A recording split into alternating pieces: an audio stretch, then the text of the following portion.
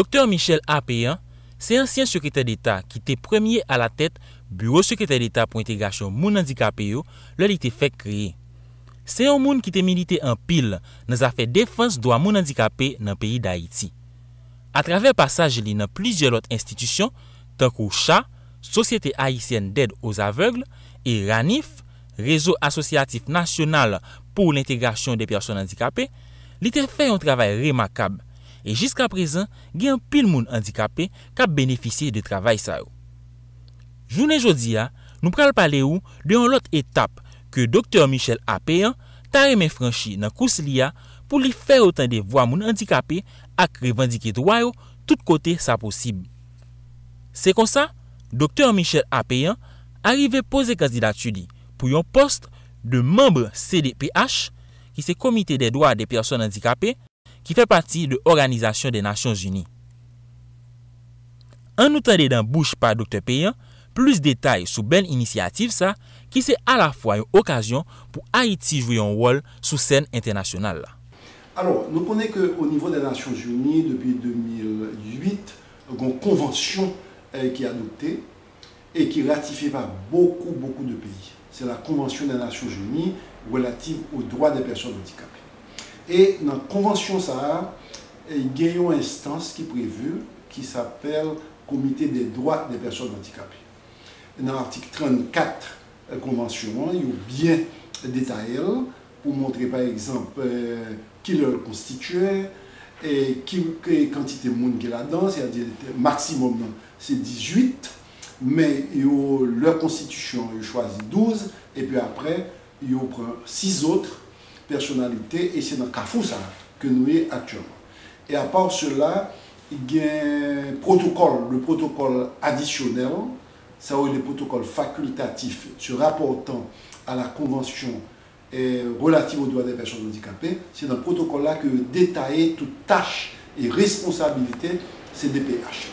Entre autres, il faut me dire que CDPH-là, il est là pour le recevoir par toute doléance, toute revendication qui sortit au sein des États partis.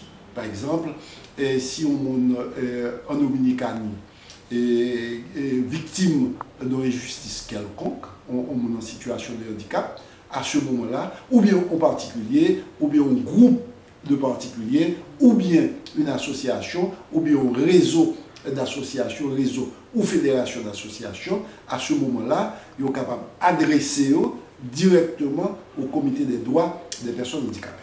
Alors, le comité des droits des personnes handicapées lui-même, il a une mission globale, je dirais même mondiale, c'est-à-dire que là, on a vue totale sur comment la situation des handicapés a évolué à travers le monde. Que ce soit en Europe, que ce soit par exemple en Amérique latine, en Afrique, dans les Caraïbes, etc. etc. Donc, à l'aide de vision globale, ça, on a comme boussole la Convention des Nations Unies relative aux droits des personnes handicapées, on est capable d'analyser la situation et puis, en toute confidentialité, l'on recevra par exemple aux doléances de tel ou tel particulier ou association de tel ou tel État parti, à ce moment-là, de manière très confidentielle, ou discuter avec l'État parti, ou capable de faire des recommandations, et puis tout ça, c'est notre intérêt pour faire cause moun handicapé avancer, non pas dans tel ou tel pays, mais à l'échelle mondiale. En gros, c'est ça la mission, la responsabilité du Comité des droits des personnes handicapées des Nations Unies. Alors, il faut me dire en passant que le secrétaire général des Nations Unies est le dépositaire non seulement du protocole d'accord, du protocole facultatif, mais également de la Convention des Nations Unies.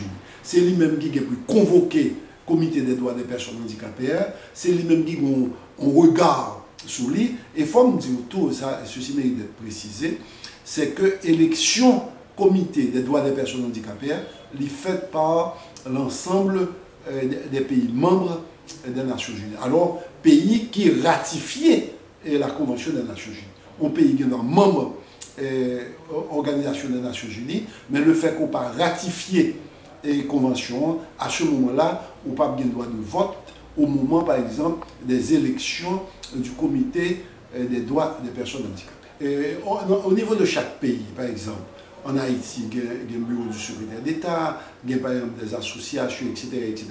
Mais c'est si, par exemple, par rapport à l'État, nous sommes victimes d'une discrimination quelconque. À ce moment-là, il a adressé au CDPH et CDPH lui-même l'entrée en pourparler, en discussion avec l'État parti et il voit comment il résoudre la question dans la perspective pour faire cause là avancer. C'est l'esprit ça que le fait. Et il faut nous dire que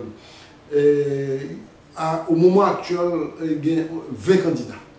Okay? Il y a 20 candidats au poste, 20 candidats pour 6 postes au niveau du comité des droits des personnes handicapées. Alors, il faut me dire que poste, ça, une fonction, ça est bénévole. C'est pas par exemple quoi pas le toucher pour lui, non. Son poste honorifique. Et à part cela, il faut préciser que le secrétaire général des Nations Unies, lui-même, lui mettait à la disposition du comité des droits des personnes handicapées tout le personnel qu'il lui faut, matériel que le besoin tout, et puis frais de déplacement, billets d'avion, il mettait ça à la disposition de tous les membres du comité des droits des personnes handicapées. Mais pas bon salaire que même ça a pas le recevoir. Absolument. Bon, moi-même, je pense que Gomba est par exemple pour nous comprendre, et ceci mérite d'être dit. Contrairement à ça, quand pile nous comprenons que Haïti, c'est des camionnettes là, liées dans la cause handicapée, nous-mêmes nous disons non. Et nous sommes capables de remarquer que la Convention des Nations Unies, de même que la Convention de l'OEA, Haïti signe avant même une série de pays. Au moment que je parle là, les États-Unis n'ont pas signé la Convention des Nations Unies relative aux droits des personnes handicapées. Okay? Nous signons avant les États-Unis. Et nous signons avant une série de pays au niveau de la Caraïbe. Okay? Et je crois que pendant que nous-mêmes, dans les années 90 et l'an 2000, menons bataille en Haïti pour nous capables d'instituer un cadre légal en Haïti, et c'est à cette même période qu'au niveau, par exemple, de grands pays, tels que les États-Unis, le Canada, l'Europe du Nord, et même au niveau des Nations Unies, il y a mené une bataille tout sur question légale. Bon, cet exemple. En 1998, l'ANIF présentait par exemple au Parlement haïtien un document, une déclaration, côté l'on bien analysé, c'était la déclaration du 3 décembre 1998. L'on analysé par exemple la déclaration ça, où je là-dedans tout élément qu'on peut retrouver dans la convention de l'OEA qui lui-même paraît en juin 1999. Et élément par exemple qu'on joint dans la déclaration l'ANIF là, on va retrouver le tout, non seulement pas tous, mais pas tous les éléments bien entendu, mais on va le retrouver dans la Convention des Nations Unies et on va même retrouver dans la loi sur l'intégration des personnes handicapées que le Parlement haïtien a ratifié à l'initiative par exemple du bureau du secrétaire d'État.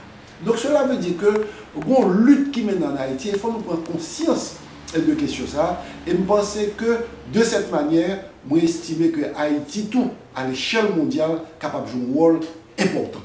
OK, nous avons expérience sur question, nous connaissons la réalité mon handicapé, non seulement par exemple en Haïti, au niveau de la Caraïbe, mais au niveau mondial également, parce que moi-même, personnellement, puisque Char affilié à l'Union mondiale des aveugles, nous-mêmes, c'est tout le temps fait des rencontres à l'échelle mondiale. Par exemple, là, en novembre, il va y avoir une grande assemblée générale de l'Union mondiale des aveugles en Thaïlande, quand il y a brassé en pile question, et il faut nous tout par le biais de l'Union mondiale des aveugles, nous-mêmes nous sommes capables de dire en Haïti, par le biais de l'achat, nous jouons un rôle tout dans faire une série d'idées passées et qui pourra le retrouver au niveau de la Convention des Nations Unies relative aux droits des personnes handicapées.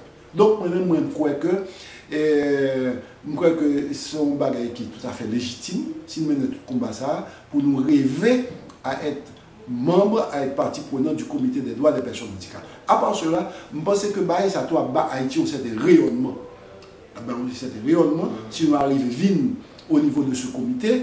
Et autre chose, au niveau des contacts, au niveau des relations international, la très bon pour Haïti. Est-ce qu'on a ça bonne opportunité pour nous en contact direct avec le rapporteur spécial des Nations Unies sur la problématique du handicap. Ça bonne opportunité pour nous en contact avec tous les grands leaders mondiaux qui travaillent depuis des années et des années à l'échelle mondiale sous question handicap. Moi, je pense qu'il y a un élément important que CDPH là va jouer tout, c'est pour assurer que dans tous ces pays qui ont ratifié la Convention des Nations Unies, qu'effectivement, ils ont implémenté les conventions. Et il y a un instrument important dans le cadre d'implémentation convention, c'est ça que convention relève, comité de suivi et d'application de la convention et de toutes les lois ayant trait aux personnes handicapées dans tel ou tel pays. Et comité de suivi et d'application, ça l'a constitué non seulement de monde qui dans l'État, dans le secteur public là, mais de monde qui dans la société civile là, et en particulier des associations qui travaillent pour les handicapés. Parce que si ce n'est pas ça que fait, ça ne va pas étonner dans le cas concret d'Haïti qu'on ait convention dans la constitution 1987 là. C'est-à-dire que la constitution existait et puis bon, la vie continue. Et soit de temps en temps, ils parlent de lui, de temps en temps, violer lui. Non, nous-mêmes, nous devons être très sérieux par rapport au cadre légal haïtien de protection des droits des personnes handicapées. Il faut être sérieux, il faut nous mettre le comité de suivi sous pied. Et c'est l'occasion de nous faire appel au bureau du secrétaire d'État. Nous pensons qu'il y a un rôle important pour jouer dans le cadre de mise en application, c'est-à-dire attirer attention de l'État sur question ça, et le comité des droits des personnes handicapées à l'échelle mondiale, les mêmes là veiller à ce que partout où convention ratifiée, que le comité de suivi et d'application ça sont en application. Jean-Nous t'a suivi là, candidature Dr Michel Apéyan à poste de membre CDPH, qui c'est comité des droits des personnes handicapées dans les Nations Unies, c'est une occasion pour Haïti jouer un rôle important sous scène internationale dans les affaires de défense droits des handicapés tout côté sous la terre. Comme ça, nous souhaitons Dr Michel Apéyan bonne chance et nous rappelons nous que réussite Dr Apéyan à candidature ça, c'est réussite Haïti pays que l'a représenté.